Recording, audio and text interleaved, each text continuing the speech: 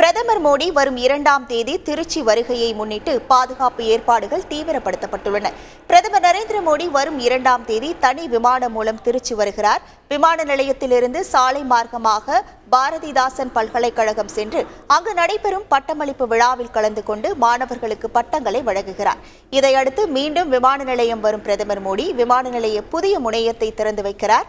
தொடர்ந்து பொதுமக்கள் மத்தியில் அங்கு உரையாற்ற உள்ளார். பிரதமர் வருகையை ஒட்டி விமான நிலையம், பாரதிதாசன் பல்கலைக்கழகம் மற்றும் திருச்சி மாநகரில் பாதுகாப்பு ஏற்பாடுகள் தீவிரமாக நடைபெற்று வருகின்றன. திருச்சி மாநகர போலீசார், மாவட்ட காவல்துறையினர், துணை ராணுவ படையினர் பாதுகாப்பு ஏற்பாடுகளை கண்காணித்து வருகின்றனர். பிரதமர் வருகையை முன்னிட்டு வரும் 2ஆம் தேதி வரை திருச்சி மாவட்டத்தில் ட்ரோன்கள் பறக்க தடை விதித்து மாவட்ட ஆட்சியர் பிரதீப் குமார் ஏற்கனவே உத்தரவிட்டுள்ளார். செய்திகளை உடனுக்குடன் தெரிந்து கொள்ள உடனே சப்ஸ்கிரைப் பண்ணுங்க.